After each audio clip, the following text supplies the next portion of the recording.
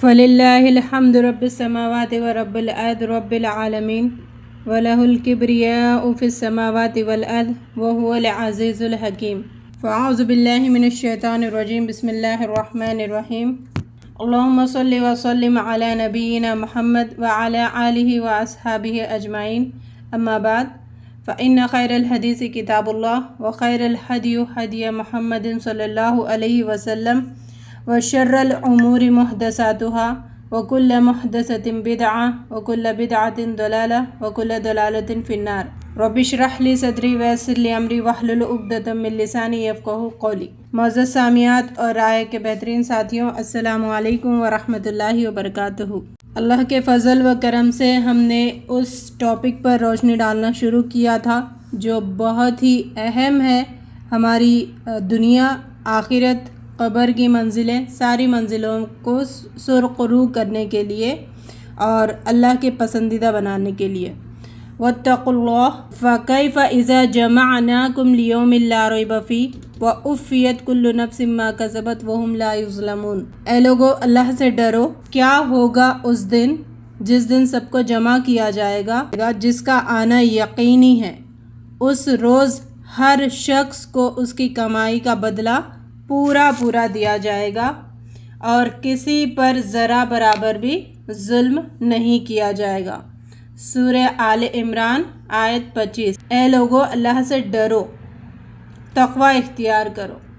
تقوی اختیار کرنا مطلب اپنے اور اللہ کے ناراضگی کے درمیان بیریئر بنانا، اپنے اور اللہ کے ناراضگی کے درمیان باڑ بنانا، اپنے اور اللہ کے ناراضگی کے درمیان آڑ بنانا، اپنے اور اللہ کی ناراضگی کے درمیان روک بنانا۔ یہ اگر اللہ کی ناراضگی ہم تک نہ پہنچے، اس کے لیے ہمیں کرنا کیا ہے؟ وہ آڑ، وہ بیریئر اور وہ روک اور وہ باڑ کون سی ہے؟ اللہ کی فرما برداری، اللہ کی اطاعت۔ اللہ رب العزت ہم سب کو اپنی اطاعت کرنے والوں میں شامل فرمائے۔ تو اللہ کی اطاعت کر کے، اللہ کی اطاعت مطلب جو اللہ نے کرنے کو کہا ہے وہ کرنا، جو اللہ کی ممنوعات ہے، جن کو اللہ تعالیٰ نے منع کیا ہے، اس سے رکنا، اس کو کہتے ہیں اطاعت، اور اسی کا نام تقوی ہے۔ اللہ رب العزت ہم سب کو تقوی والوں میں شامل فرمائے۔ ہمارا ہر درس کا مقصد جو ہم یہاں پر سنتے ہیں، سناتے ہیں، تو ہمارا مقصد ہے خود کو اور سننے والوں کو اللہ سے جو تعلق ہے وہ تعلق کو مضبوط کروانا۔ اس کے علاوہ اور کوئی مقصد اور کوئی غرض نہیں ہے ہمارا، میرا بھی کوئی مقصد نہیں ہے، آپ لوگوں کا بھی۔ یہ مقصد اگر کوئی اس سے ہٹ کر ہے تو اس کو ہٹا دے اور صرف یہ بنائے کہ اللہ سے تعلق ہمارا مضبوط ہو، اللہ سے تعلق ہمارا، اللہ سے جو بانڈ ہے وہ مضبوط ہو۔ اور اللہ سے جو تعلق ہے وہ ہر تعلق سے بہت ضروری ہے۔ پہلے اس بات کو ہمیں سمجھنا چاہیے کہ اللہ سے جو تعلق ہے، اللہ سے جو کنیکشن ہے ہمارا، وہ ہر تعلق سے امپورٹنٹ ہے، ہر تعلق سے بہت ضروری ہے۔ دنیا کے زندگی میں اگر کوئی تعلق ہو یا نہ ہو ہمارے ساتھ، لیکن اگر رب کا تعلق نہیں ہے تو دنیا کی زندگی برباد ہو جاتی ہے، فنا ہو جاتی ہے۔ تو یہ رب کا تعلق جوڑنے کے لیے ہم یہاں پر بیٹھے ہیں اور رب کا ذکر سن رہے ہیں۔ تو ہم جس عنوان پر روشنی ڈالنا شروع کیے ہیں وہ اتنا اہم ہے، بلکہ میں تو یہ کہوں کہ وہ اتنی اہم عبادت ہے، ایک one of the greatest act of worship ہے، جس کا تعلق انسان کی پیدائش سے لے کر انسان کے موت تک ہے۔ اس عنوان پر ہم روشنی ڈال رہے ہیں، تو اللہ رب العزت ہمیں اس کو اچھے سے سمجھنے والا بنا۔ آج کا جو ٹاپک ہے، ویسے یہ جو سلسلہ چل رہا ہے وہ سب کا تعلق اسی سے ہے، تو خاص کر آج کا جو ٹاپک ہے اس کے بارے میں اللہ تعالیٰ قیامت کے دن آدم علیہ السلام سے لے کر تمام آخری انسان تک جو قیامت تک پیدا ہونے والا ہے، اس کے پیروں کو قیامت کے میدان میں، حشر کے میدان میں جما دیں گے، پیر دو جم جائیں گے۔ جیسے پریکٹیکل آپ اپنے جہاں پر بھی بیٹھے ہو، دو پیروں کو بازو رکھیں، اگر اس کے نیچے فیویکول لگا ہوا ہے، کچھ لگا ہوا ہے تو پھر پیر آپ ہلا نہیں سکتے. تو اس طریقے سے اللہ تعالیٰ قیامت کے دن پیروں کو جما دیں گے، حشر کے میدان میں پیروں کو جما دیں گے. اب پیر ہلیں گے کب؟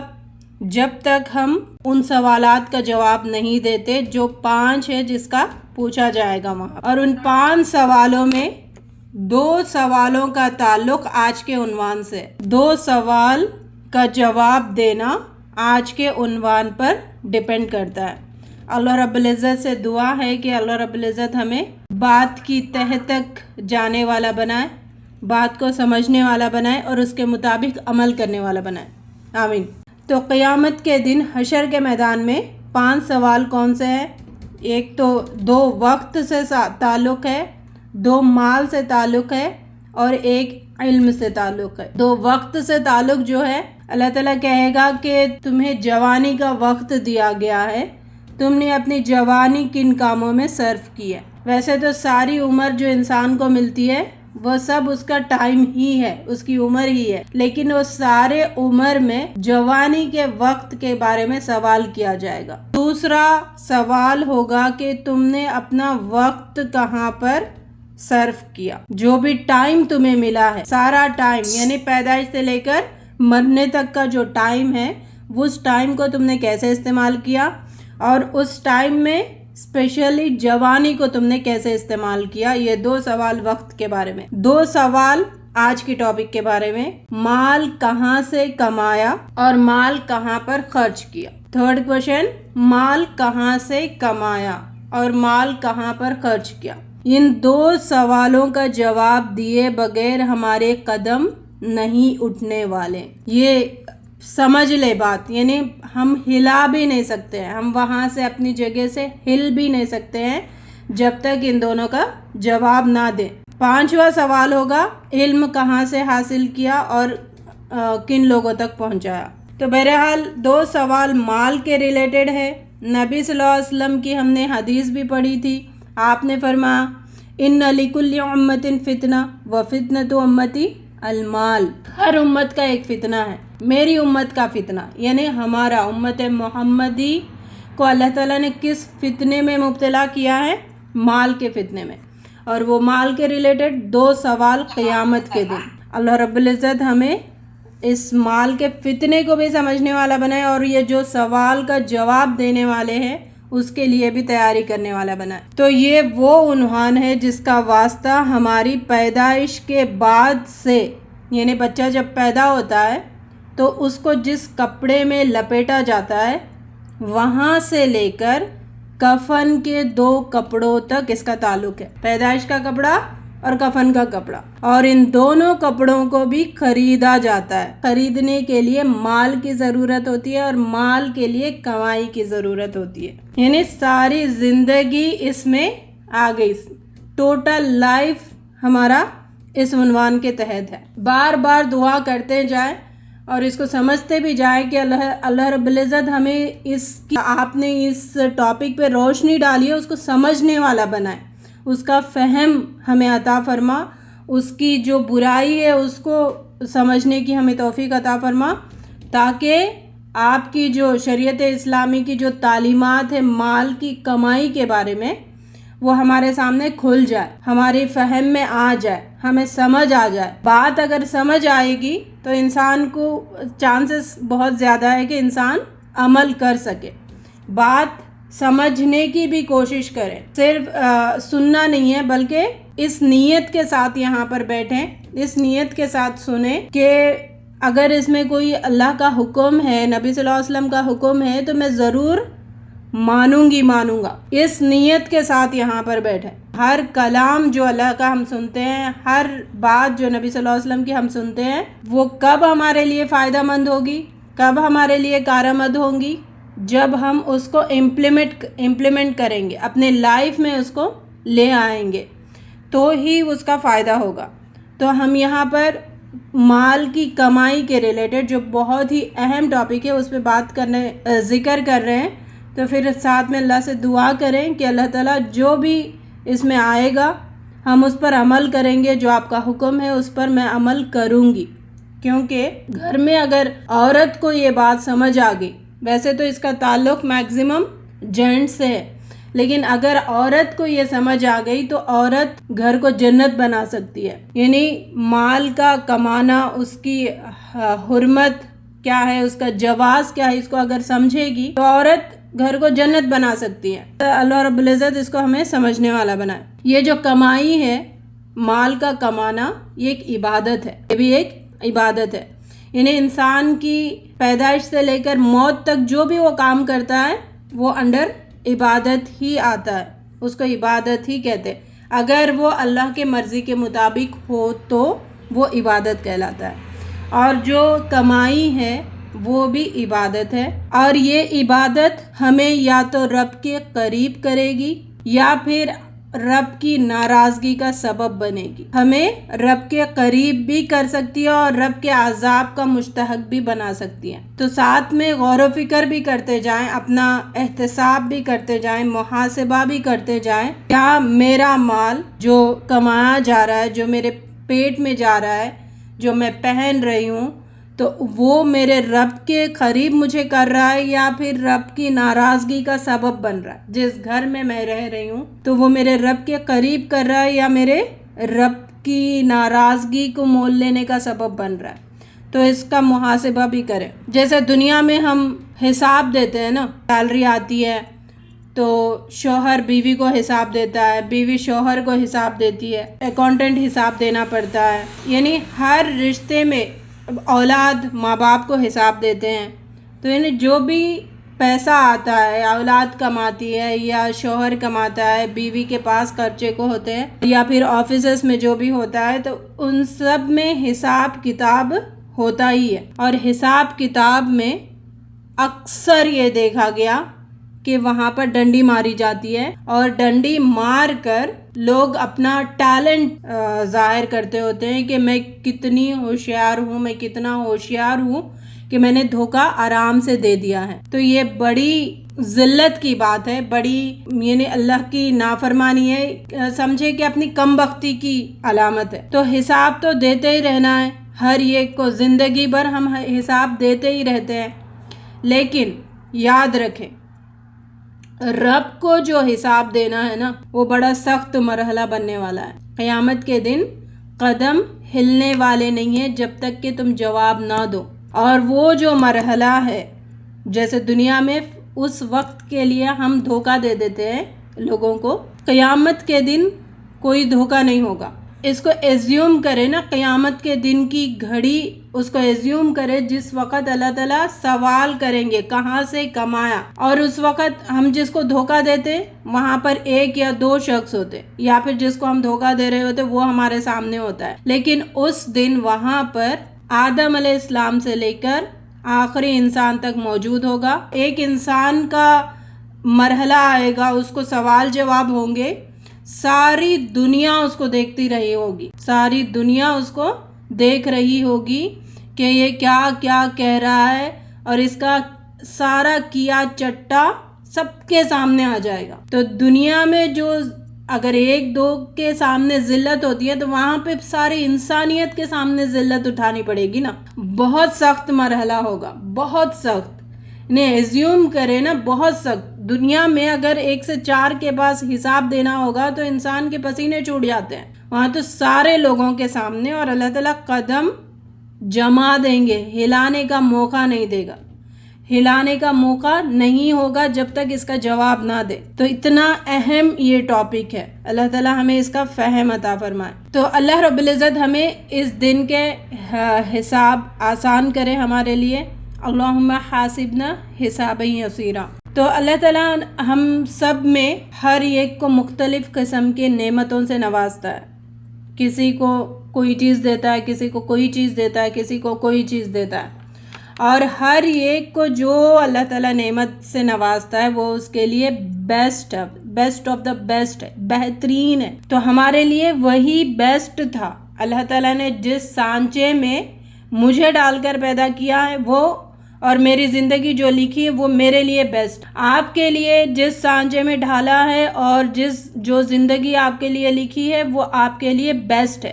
پہلے اس بات کو سمجھے. ہم اس کو قبول ہی نہیں کرنا چاہتے. ہم چاہتے کہ یہ نہ ہو کچھ اور ہو, یہ نہ ہو کچھ اور ہو, میں ایسی نہ ہوں کچھ اور طریقے سے ہو. یہ نہیں, جس طریقے میں اللہ تعالیٰ نے پیدا کیا ہے اس کو بیسٹ سمجھے. پہلے خود سمجھے کہ ہاں best, I am the best. اللہ تعالیٰ نے بہترین تخلیق میں مجھے پیدا کیا. جو بھی زندگی دی ہے, جیسی بھی زندگی دی ہے, وہ میرے لیے بیسٹ تھی. تو اس سے ہمارے اندر اللہ کا شکر ادا کرنے کا جذبہ ہمارے اندر پیدا ہوگا. ہم شکر گزار بندوں میں شامل ہوں گے. اللہ رب العزت ہم سب کو شکر کرنے والا بنائے. تو اسلام کیا کہتا ہے؟ اسلام کہتا ہے کہ اٹھو, کمائی کے لیے نکلو, یہ عبادت ہے. تمہارا اٹھنا عبادت, تمہاری کمائی کے لیے نکلنا عبادت, اور تمہارا اس معاملے میں جد و جہد کرنا یہ عبادت. تم سٹرگل کر رہے, تم کوشش کر رہے رزق حاصل کرنے کے لیے, یہ تمہارے لیے عبادت. پھر اللہ پر اچھی امید رکھنا. جتنا بھی جد و جہد کیا ہے اللہ پر اچھی امید رکھے کہ اللہ رب العزت ضرور اس کا بدلہ مجھے دے گا, یہ پھر عبادت کہلاتا ہے. پھر اللہ پر اچھی امید رکھنے کے ساتھ ساتھ کبھی بھی اللہ کی عطا کردہ سے مایوس نہیں ہونا. Never losing hope with Almighty, یہ بھی عبادت ہے. امید کے ساتھ ساتھ کبھی بھی اپنے ہوپس کو لوز نہیں کرنا, اللہ پر پکا بھروسہ رکھنا, توکل اسی کو کہتے ہیں.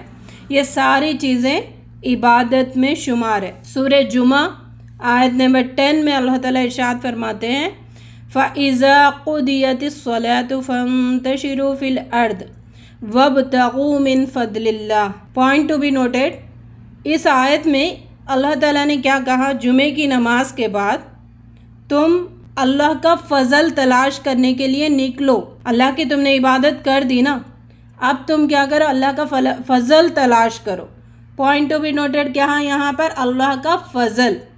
اللہ تعالیٰ نے جو رزق حاصل کرے, ایسے قرآن میں جہاں پر بھی رزق را زا قاف سے, اس روٹ ورڈ سے جو بھی آتا ہے اس کے معنی ہر چیز, اچھی صحت, اچھی زندگی, ہاتھ پیر کا سلامت رہنا, لوگوں میں عزت رہنا اور عقل کا سلامت رہنا, یہ ساری چیزیں رزق میں شمار ہے.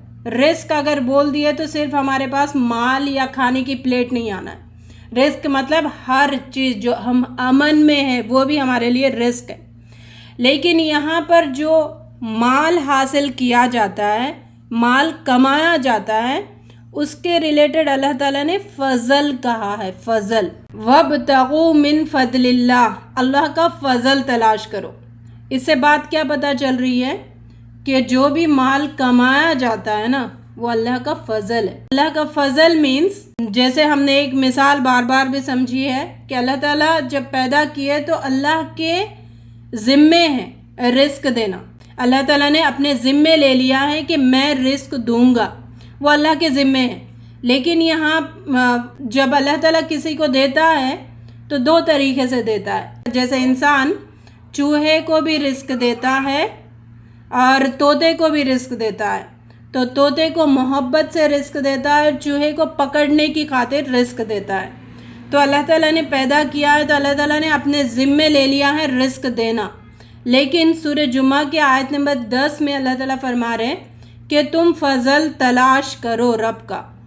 تو یہ فضل کیا ہے؟ جب اللہ کے نیک بندے اللہ کے حکم کے مطابق کمانے کے لیے نکلتے ہیں, جد و جہد کرتے ہیں, کوشش کرتے ہیں, تو وہاں پر اور اطاعت بھی کرتے ہیں اللہ تعالیٰ کی, تو یہاں پہ فضل کے بارے میں کیا بتایا گیا کہ اللہ تعالیٰ جس سے خوش ہوتا ہے نا, سمجھے فار سپوز کوئی جاب کر رہا ہے, کوئی محنت کر رہا ہے, مزدور محنت کر رہا ہے, تو مالک بیٹھ کر اس کی محنت کو دیکھتا ہے تو وہ خوش ہو جاتا ہے. بہت زیادہ وہ محنت کرتا ہے, اپنے مالک کی فرما برداری کرتا ہے, وفاداری کرتا ہے, ٹائم ویسٹ نہیں کیا, خوش ہو جاتا ہے. تو اس کی سیلری کے ساتھ ساتھ وہ اور ایکسٹرا بھی پیسے دے دیتا ہے. یہ اس کو کہتے ہیں فضل, اسے کہتے ہیں فضل.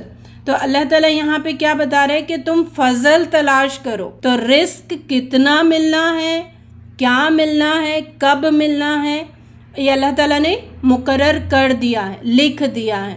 اب انسان اگر تقویٰ کی روش پہ زندگی گزارتا ہے، اللہ پر بھروسہ کرتے ہوئے زندگی گزارتا ہے، اللہ کی اطاعت فرما برداری میں زندگی گزارتا ہے، تو اللہ تعالیٰ اس کو مزید رزق عطا فرماتے چلے جاتے. یہ بھی لکھا ہوا ہوتا ہے ہماری تقدیر میں. تو یہ اللہ تعالیٰ جب ہم اطاعت کرتے ہیں تو خوش ہو کر اور مزید نعمتیں عطا فرماتے ہیں. جیسے ایک حدیث میں بھی ہے کہ انسان اگر دین میں بڑھتا جائے نا، پریکٹیکل عمل میں بڑھتا جائے، مسلمان کے ساتھ مومن بنے. مومن کسے کہتے ہیں؟ پریکٹیکل مسلم. اس کی اطاعت میں پختگی آتی چلے جاتی ہے اور زیادہ وہ دین میں چلا جاتا ہے، تو اللہ تعالیٰ اس کی رزق کو فراوانی کرتے ہیں، اس کے رزق کو اور بڑھاتے چلے جاتے ہیں. اور یہ مثالیں ہم نے بہت دنیا میں دیکھے ہیں اور اللہ تعالیٰ دکھاتے رہتا ہے، لیکن ہماری آنکھیں ہیں کہ ہم کھولنا نہیں چاہتے. چلے خیر، بہرحال جو بھی ہے، تو رزق کو یہاں پر جو کمائی ہے اس کو فضل کہا گیا ہے، اور وہ فضل اللہ نے لکھ دیا ہے. اللہ رب العزت نے کمانے کا حکم دیتے ہیں ہمیں، یعنی اللہ رب العزت کمانے کا حکم دیتے ہیں. کس طریقے سے؟ حلال طریقے سے. جو حلال طریقہ ہے اس طریقے سے تم کماؤ. لیکن ہم کن چیزوں میں بیٹھے ہوئے ہیں؟ میرے پسند کا جاب ملے تو ہی میں کماؤں گا، میرے پسند کا بزنس ہو تو ہی میں اس میں آگے بڑھوں گا. یہ ہماری سوچ ہے. دیکھیں ہم تک رزق آتا کیوں نہیں ہے، کیوں لوگوں کی زندگی خوشحال نہیں ہوتی ہے؟ یہاں پہ بہت ہلکا سا ڈیفرنس کیا ہے؟ انسان اپنی مرضی کا کرنے کو سوچتا ہے، لیکن اسلام ہمیں تعلیم کیا دیتا ہے؟ شریعت ہمیں تعلیم کیا دیتا ہے؟ جو بھی حلال ہے اس کو کمانے کے لیے آگے بڑھو، کماؤ اس طریقے سے. جو حلال ذریعے ہے اس کے تھرو تم رزق کمانے کی کوشش کرو.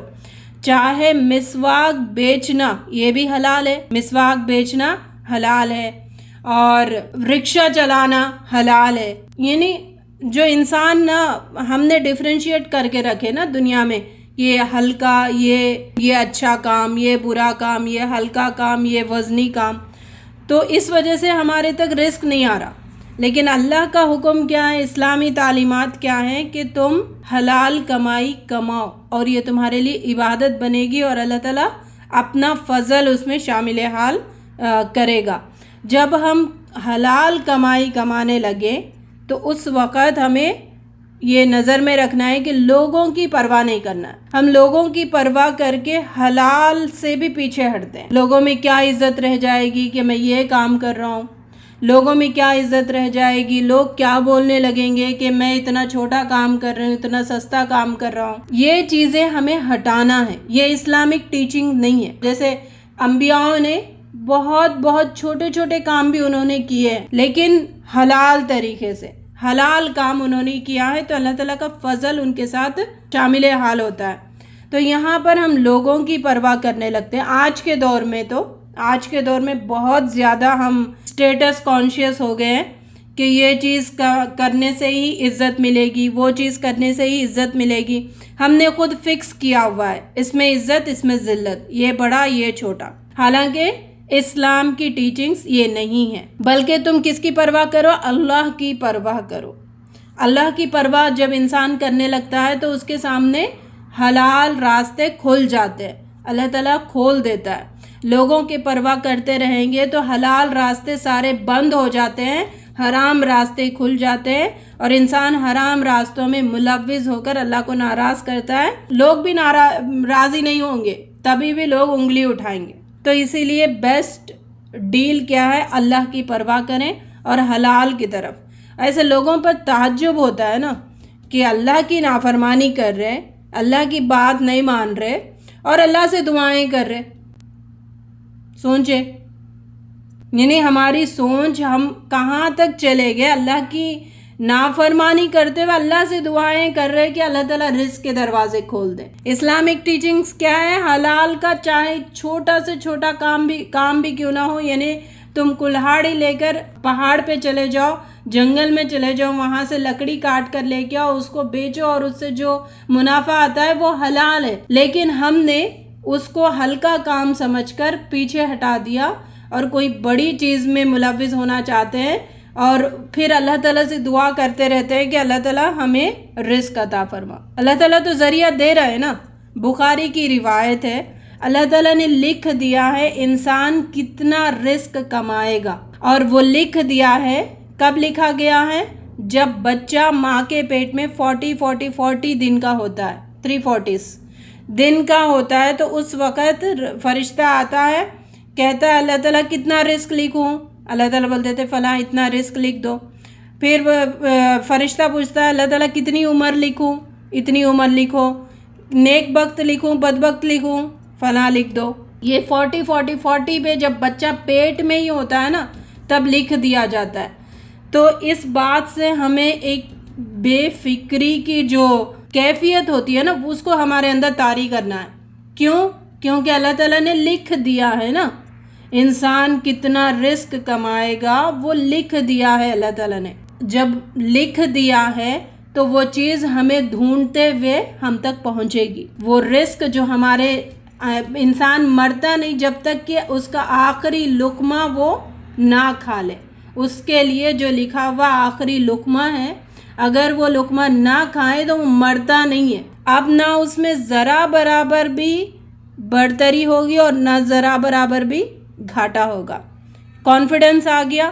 یہ کانفیڈنس پیدا کرے، رزق لکھ دیا ہے بس. تو جب ہمارا رزق لکھ دیا گیا تو ہمیں بے فکری ہو جانا چاہیے. لیکن بے فکری کس میں؟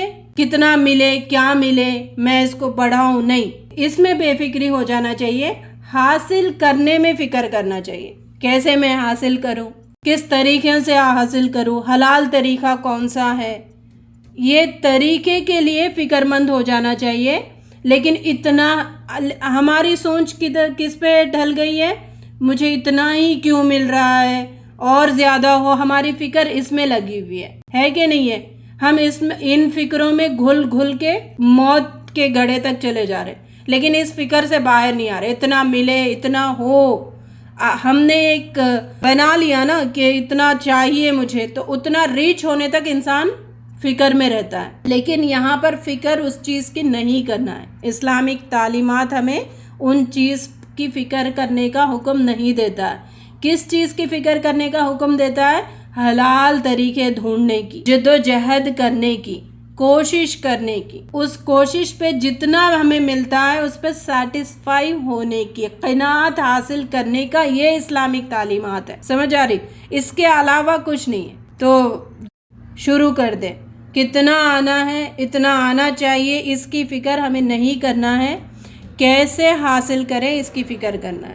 ہر ایک کو یہ فکر لائق ہونا نا، گھر میں ہر فرد کو یہ فکر لائق ہونا ہے کہ ہمارے گھر میں جو آ رہا ہے مال وہ حلال کا ہے یا پھر حرام کا ہے. اس کی فکر کرو. فکر مت کرو کہ کتنا آئے، اتنا ہی کیوں آ رہا ہے، اور آنا چاہیے، اس کی فکر. کیونکہ سورہ تکاثر میں بتایا کہ انسان کا پیٹ صرف قبر کی مٹی سے ہی بھر سکتا ہے، اس کی ہرس کبھی بھی پوری نہیں ہوتی. ٹھیک ہے، اس وجہ سے اس کی فکر مت کرو. انسان کو اگر 2 پہاڑ مل جائے نا سونے کے تو تیسری پہاڑ کی وہ خواہش کرے گا. اس لیے کتنا ملنا ہے اس کا پیٹ کبھی بھی نہیں بھرتا. تو یہاں پہ فکر، اپنی فکر یہ بنائیں کہ حلال آ رہا ہے کہ نہیں آ رہا ہے، حرام تو نہیں آ رہا ہے. حرام آ رہا ہے گھر میں تو پھر اس کے لیے کھڑے ہو جاؤ، اس کے لیے جد و جہد کرو اور اس کو بائیکاٹ کرنے کی کوشش کریں. یہ فکر آ جانا چاہیے ہمارے اندر. گھر والے جب تک اگر پریشرائز نہیں کریں گے نا تو پھر مرد تو ہوتے ہیں، مرد بھی حرام کمائی کی طرف جانے والے. لیکن اگر گھر والے ان کو بتا دیں کہ آپ جتنا حلال لائیں گے نا اس پہ ہم سیٹسفائی ہے، چاہے ہم رات میں سوتے وقت ایک لقمہ ہی کیوں نہ ملے، سوکھی روٹی ہی کیوں نہ ملے، اس میں ہم سیٹسفائی ہے. لیکن آپ حرام مت کماؤ، قرضے مت اٹھاؤ، اور اس میں ہمارے لیے ہم قناعت پسند ہے، ہم سیٹسفائی ہے اس چیز میں، تو پھر کوئی مرد حرام کی طرف نہیں جائے گا۔ گھر کا ہر فرد اس کے لیے فکر مند ہونا چاہیے کہ حلال آ رہا ہے کہ یا حرام آ رہا ہے۔ تو اللہ تعالیٰ نے بعض چیزوں کی محبت ہمارے اندر ڈال دی ہے نا، پہلے بھی آیت ہم نے پڑھا تھا کہ بہت ساری چیزوں کی اللہ تعالیٰ نے محبت ڈال دی ہے۔ اس محبت کے تحت ہمیں زیادہ سے زیادہ حاصل کرنے کی طلب ہمارے اندر ہوتی ہے، یہ فطرت ہے انسان کے اندر، ٹھیک ہے۔ اللہ تعالیٰ نے رکھ دی ہے محبت، اب محبت کے چلتے انسان سوچتا ہے کہ یہ میرے پاس زیادہ سے زیادہ آئے، یہ چیز زیادہ سے زیادہ ہو۔ ایک گھوڑا ہو تو انسان چاہے گا کہ اور 4 گھوڑے آ جائیں، ایک گاڑی ہو تو انسان چاہے گا کہ اور آ جائے، ایک بیوی ہو تو انسان چاہے گا کہ اور بیویاں آ جائیں، ہوتا ہے نا۔ اس لیے شوہر کا وہاں پہ ذکر نہیں کیا گیا اس میں جہاں پہ محبت ڈال دی گئی ہے، ٹھیک ہے۔ تو اس لیے وہ ایک ہی ہے، مال ہے، سونا ہے، چاندی ہے۔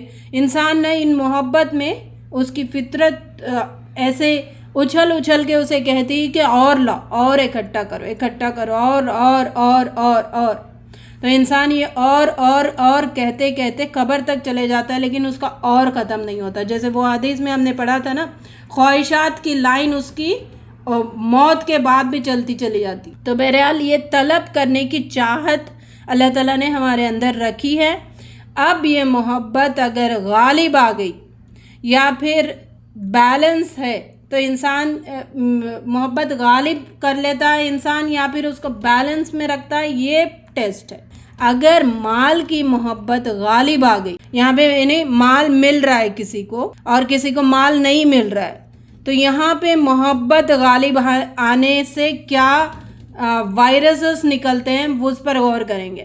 اگر محبت غالب آ گئی مال کی اور مال اسے مل رہا ہے تو وہ کیا کرے گا؟ حرام کا وائرس اس سے نکلے گا، تکبر کا وائرس اس سے نکلے گا، اسراف کا وائرس اس سے نکلے گا۔ یعنی مال کی محبت غالب ہے اور مال اس کو مل رہا ہے، نہ حرام حلال کی وہ تمیز کرے گا، اور تکبر آنے لگتا ہے اس کے اندر، اپنے آپ کو بڑی چیز سمجھنے لگتا ہے، اسراف کرتا ہے پیسے کا، کسی کو تکلیف دینا اس کے لیے آسان ہو جاتا ہے، کسی کو دکھ دینا آسان ہو جاتا ہے، احسان جتانا اس کے لیے آسان ہو جاتا ہے۔ یہ سارے وائرسز اس کے اندر سے نکلتے ہیں جب مال کی محبت غالب آ جاتی ہے اور مال ملتے چلا جاتا ہے۔ یعنی امیر کی مثال ایک ہے، غریب کی مثال، مال کی محبت اس کے اندر غالب ہے لیکن اس کو مال نہیں مل رہا ہے، تو اس کے اندر کون سے وائرسز نکلتے ہیں؟ مایوسی کا وائرس نکلتا ہے، پھر وہ حرام کی طرف یہ بھی سوچنے لگتا ہے کہ چوری کروں، ڈاکہ ڈالوں، ٹھیک ہے۔ امیر بھی چوری ڈاکہ ڈالتا ہے، وہ بڑے پیمانے پہ ڈالتا ہے، غریب بھی چوری ڈاکہ کرتا ہے لیکن وہ چلر پیسوں کے لیے کرتا ہے، لیکن حرام تو کرتا ہے نا، کیونکہ اس کی بھی محبت غالب ہے، اس کی بھی محبت غالب ہے۔ بے صبرا بننے لگتا ہے، غریب لوگوں کو دکھ دے کے اس کو کوئی احساس نہیں ہوتا، ٹھیک ہے۔ یہ یعنی مایوسی اور نافرمانی کرنے لگتا ہے، یہ ساری چیزیں اس کے اندر پیدا ہوتی ہے۔ یہ غریب جس کے اندر مال کی محبت ہے اور اس کو مال نہیں مل رہا ہے، تو دونوں کیسز میں بھی مال کی محبت خطرناک ہے۔ تو پیچھے ہم نے ٹاپک پڑھا تھا مال کی محبت کے بارے میں کہ اللہ رب العزت ہمیں مال کی محبت سے خالی رکھے، ہمارے نفسوں کو۔